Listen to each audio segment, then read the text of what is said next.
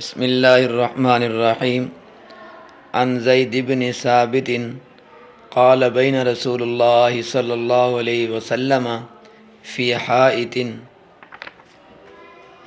حضرت زید بن ثابت رضی اللہ تعالیٰ عنہ سے روایت ہے کہ وہ فرماتے ہیں جب رسول اللہ صلی اللہ علیہ وسلم اپنی خچری پر سوار تھے، قبیلہ بنی نجار کے ایک باغ سے گزر رہے تھے تو ہم بھی آپ صلی اللہ علیہ وسلم کے ساتھ تھے، تو اچانک آپ صلی اللہ علیہ وسلم کی خچری راستے سے ہٹی اور ٹیڑھی ہو گئی، یعنی اس کی ایسی حالت ہوئی کہ قریب تھا کہ آپ صلی اللہ علیہ وسلم کو وہ خچری گرا دے۔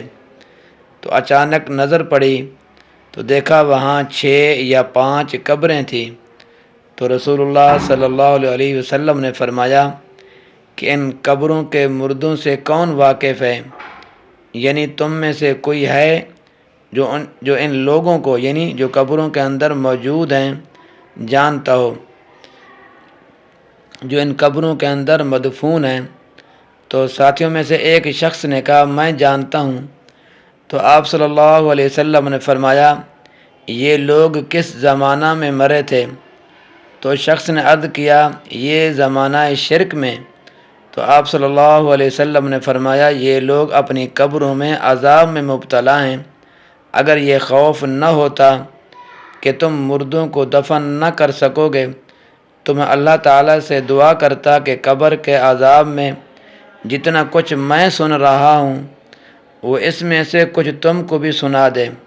یہ فرمانے کے بعد آپ صلی اللہ علیہ وسلم ہماری طرف متوجہ ہوئے اور فرمایا دوزخ کے عذاب سے اللہ سے پناہ مانگو۔ سب کی زبان سے نکلا ہم دوزخ کے عذاب سے اللہ کی پناہ مانگتے ہیں۔ اسی طرح آپ صلی اللہ علیہ وسلم نے فرمایا قبر کے عذاب سے اللہ کی پناہ مانگو، تو سب نے کہا ہم قبر کے عذاب سے اللہ کی پناہ مانگتے ہیں۔ تو پھر آپ صلی اللہ علیہ وسلم نے فرمایا سب فتنوں سے اللہ کی پناہ مانگو، ظاہری فتنوں سے بھی اور باطنی فتنوں سے بھی۔ تو سب نے کہا ہم سب ظاہری اور باطنی فتنوں سے اللہ کی پناہ مانگتے ہیں۔ تو آپ صلی اللہ علیہ وسلم نے فرمایا دجال کے عظیم ترین فتنے سے اللہ کی پناہ مانگو۔ تو سب نے کہا ہم دجالی فتنہ سے بھی اللہ کی کیا کرتے ہیں؟ پناہ مانگتے ہیں۔ تو بعض حدیثوں سے پہلے معلوم ہو چکا ہے کہ اللہ تعالیٰ نے برزخ یعنی قبر کے عذاب کو جن اور انس سے مخفی رکھا ہے، یعنی انسانوں سے بھی مخفی رکھا ہے اور جنوں سے بھی مخفی رکھا ہے۔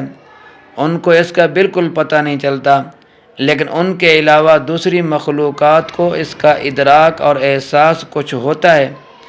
تو اس حدیث سے یہ بھی معلوم ہوا کہ بنی نجار کے اس باغ میں جن لوگوں کی وہ چند قبریں تھیں ان پر تو عذاب ہو رہا تھا، تو رسول اللہ صلی اللہ علیہ وسلم کے اصحاب اور رفقاء کو اگرچہ اس کا کوئی احساس نہیں ہوا، لیکن جس خچری پر آپ صلی اللہ علیہ وسلم سوار تھے اس کو احساس ہوا اور اس پر اثر پڑا۔ اس کی حکمت ظاہر ہے، مرنے والوں پر مرنے کے بعد جو کچھ گزرتا ہے اگر ہم سب بھی ہم سب اس کو دیکھ لیں یا سن لیا کریں تو ایمان بالغیب نہ رہتا، تو دنیا کا یہ نظام بھی نہ چل سکتا۔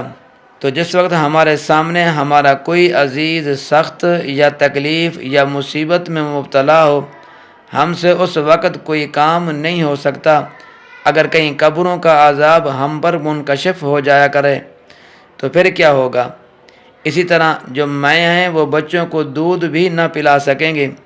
تو اس حدیث سے یہ بھی معلوم ہوا کہ ان قبر والوں پر جو عذاب ہو رہا تھا اس کی وجہ سے جو چیخ و پکار ان قبر والوں میں مچی ہوئی تھی، جس کو رسول اللہ صلی اللہ علیہ وسلم کے ساتھ والے صحابہ کرام رضوان اللہ تعالی علیہم اجمعین بالکل نہیں سن رہے تھے، تو خود آپ اس کو سن رہے تھے۔ یہ ایسا ہی تھا جیسا کہ وحی کا فرشتہ جب وحی لے کر آتا تھا تو بس اوقات صحابہ کرام رضوان اللہ تعالی علیہم اجمعین بھی اس وقت آپ کے قریب ہوتے تھے، لیکن آنے والے فرشتوں ان کی آنکھیں عام طور سے نہیں دیکھ سکتی تھی، نہ وہ اس کی آواز سنتے تھے، حالانکہ رسول اللہ صلی اللہ علیہ وسلم اس کو دیکھتے اور اس کی آواز بھی سنتے تھے۔ لہذا جو اہل کشف حضرات ہوتے ہیں اس صورت حال کو وہ بڑی آسانی سے سمجھ سکتے ہیں، لیکن ہم جیسے عام لوگ وہ کس طرح سمجھیں گے؟ اسی طرح ایک اور حدیث میں آتا ہے لولا ان لا تدافنوا لدعوت اللہ ان یسمعکم من عذاب القبر الذی اسمع من۔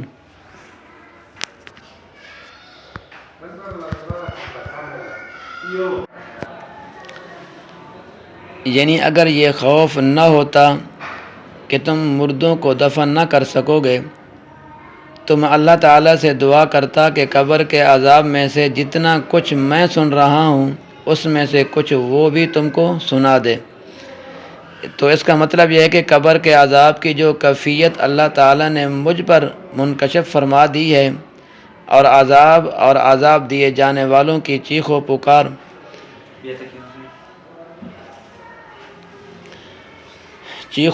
جو میں سن رہا ہوں، اگر اللہ تعالیٰ وہ تمہیں بھی سنا دے تو اس کا خطرہ ہے کہ تمہیں موت سے اتنی دہشت ہو جائے کہ مردوں کو دفن اور کفن کا انتظام بھی نہ کر سکو۔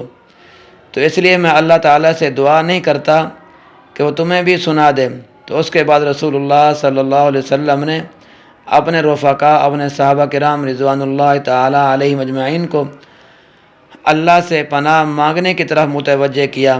اس میں اس کی تعلیم ہے کہ مومنین کو چاہیے کہ وہ قبر کے عذاب کو جاننے اور دیکھنے کی فکر کی بجائے اس سے بچنے کی فکر کریں، اور اس سے ہر قسم کے عذاب اور فتنہ سے بچانے والا بس اللہ ہی ہے، لہذا اس سے برابر پناہ مانگتے رہیں، اور دوزخ کے عذاب سے پناہ مانگیں، عذاب قبر سے پناہ مانگیں، ظاہر اور باطن کے سب فتنوں سے پناہ مانگیں، خاص کر دجال کے عظیم فتنہ سے اللہ کی پناہ مانگتے رہیں، اور کفر اور شرک اور ان سب فتنوں اور تمام گناہوں سے بچنے کی فکر رکھیں جو عذاب کو لانے والے ہوتے ہیں۔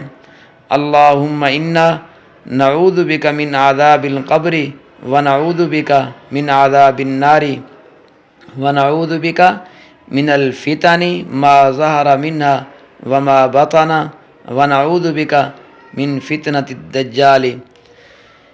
اللہ تبارک و تعالی ہمیں عذاب قبر سے محفوظ رکھے۔